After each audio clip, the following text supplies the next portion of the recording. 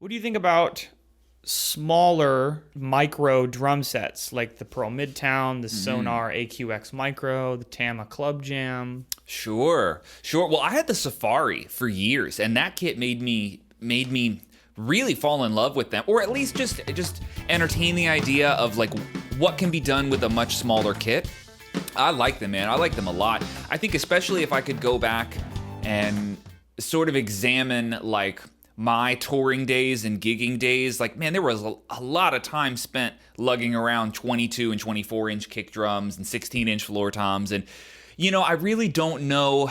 I don't know if I would have missed anything if I had have just had an 18-inch kick drum, right? I think it just would have made my life easier and nobody would have really known the difference. Of course, it depends. Like in the Stockholm days when it was a lot of rock shows, like, yeah, you can there is a difference between a 16-inch kick drum on a Sonar Safari and the 22-inch DW Performance Series kick that I had. You know, when you mic that thing up at a House of Blues, like, yeah, there's definitely a difference. But I'm a huge fan of them, man. And progressively over the years, I've always just made my drums smaller and smaller and smaller.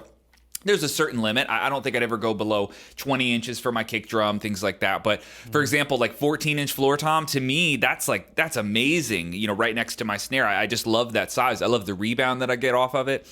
Now, when you get into what's the new one from Sonar, the AQX Micro, is that what they call it? That one. They've got three drum sets in the AQX line. I saw that video from Sweetwater. Yeah, Micro was one of them, and I think the other one was Jungle. And the other one was Jazz. Okay. Micro's the smallest of the three. What is that, like 16-inch kick drum? Yeah, and then like I think it's like an 8-inch An rack 8-inch rack tom, and then a 13-inch floor tom. Yeah. Where it's just hilariously small. Yeah, and this is probably upgraded from the Safari line where they had, what did they call it? The Bop, the Jungle, and there was one other, 3 types of Safari. Yeah, but those were made out of what they call select hardwood. It was mostly poplar. So the Safaris were never that high end.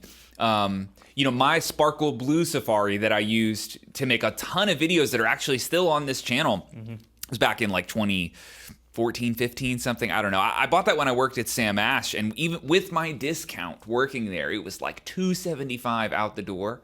Oh man, but it sounded so good for what it was.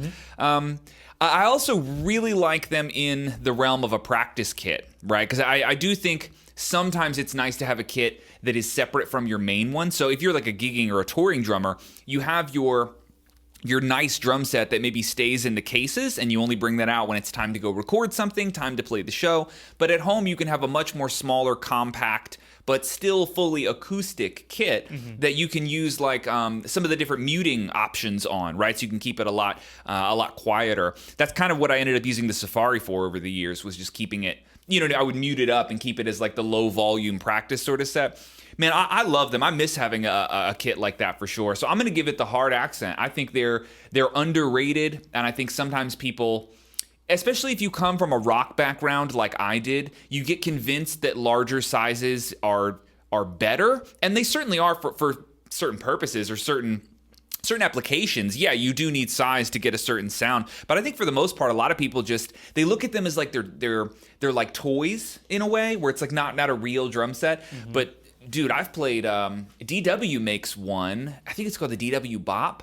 It's like an 18-inch kick and like 10-14, and that's it. I think my buddy Devin Sumner actually bought one of those years ago. Dude, they sound mind-blowingly good. They sound so good. So I'd love to actually play the Sonar AQX, some of those, and see what they could do. Because the Safari, I think that kit retails $400 or $500.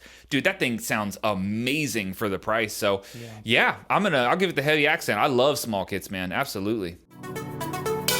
Thank you for watching this clip from the Orlando Drummer Podcast. I hope you enjoyed it. If you want more lessons like this one, masterclasses, interviews, lesson packs, individual chops and grooves, everything you can imagine, I have all of that waiting for you on orlandodrummer.com. It is an online drum school in the style of Netflix. Free 7-day trial at the link in the description. Check it out.